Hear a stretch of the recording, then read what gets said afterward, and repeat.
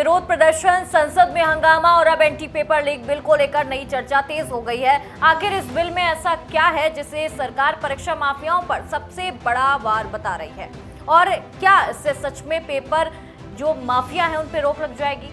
देश में पिछले कुछ वर्षों में कई बड़ी परीक्षाओं के पेपर लीक होने के मामले सामने आए हैं। चाहे नीट हो, भर्ती परीक्षा हो, दूसरी प्रतियोगी परीक्षा हो, लाखों छात्रों का भविष्य प्रभावित हुआ है।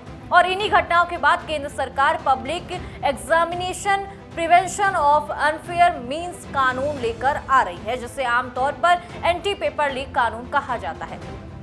सरकार का ये दावा है कि इस कानून का मकसद केवल पेपर लीक करने वालों को सजा देना नहीं, बल्कि पूरे संगठित नेटवर्क को खत्म करना है। यानी जो लोग पेपर चुराते हैं, बेचते हैं, तकनीक के जरिए परीक्षा में धोखाधड़ी करवाते हैं या पूरे रैकेट को जो चलाते हैं, उन्हें सीधे कानून के दायरे पे लाया जाएगा।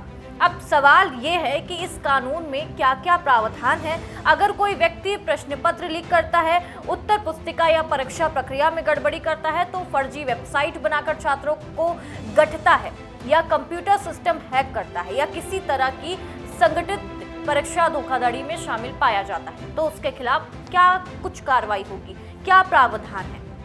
ऐसे मामले में कई साल तक की जेल और भारी आर्थिक जुर्माना भरना पड़ सकता है।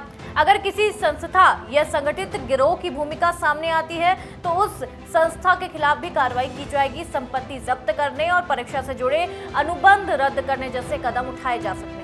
सरकार का ये कहना है कि इससे परीक्षा माफियाओं की आर्थिक कमर टूटेगी और संगठित जो अपराध हैं उन पर रोक लगेगी। लेकिन विपक्ष और छात्र संगठनों का एक वर्ग कहता है कि सिर्फ कड़ा कानून बना देने से समस्या खत्म नहीं होती।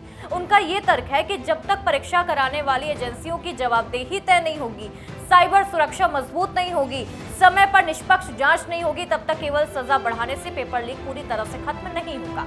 और यही वजह है कि हाल के छात्र आंदोलनों में केवल दोषियों की गिरफ्तारी ही नहीं, बल्कि परीक्षा प्रणाली में व्यापक सुधार, पारदर्शिता और जवाबदेही की भी मांग उठाई गई है। और इसी बीच छात्र संगठनों और सीजेपी से जुड़े प्रदर्शनकारी का कहना है कि परीक्षा प्रणाली में सुधार के लिए और ठोस कदम उठाने की जरूरत है। वहीं सरकार का ये दावा है कि नए कानून के जरिए पहली बार संगठित पेपर लीक गिरोह के खिलाफ सख्त कानूनी ढांचा तैयार किया जा रहा है।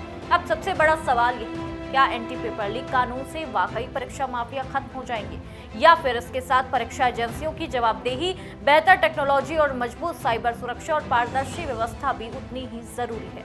इसका जवाब आने वाले समय में कानून के लागू होने के बाद उसके असर से ही मिलेगा। फिलहाल इतना तय है कि पेपर लीक का मुद्दा अब सिर्फ छात्रों का नहीं, बल्कि देश की शिक्षा व्यवस्था की विश्वसनीयता का सवाल बन चुका है। और यही वजह है कि इस पर राजनीति भी तेज होती जा रही है।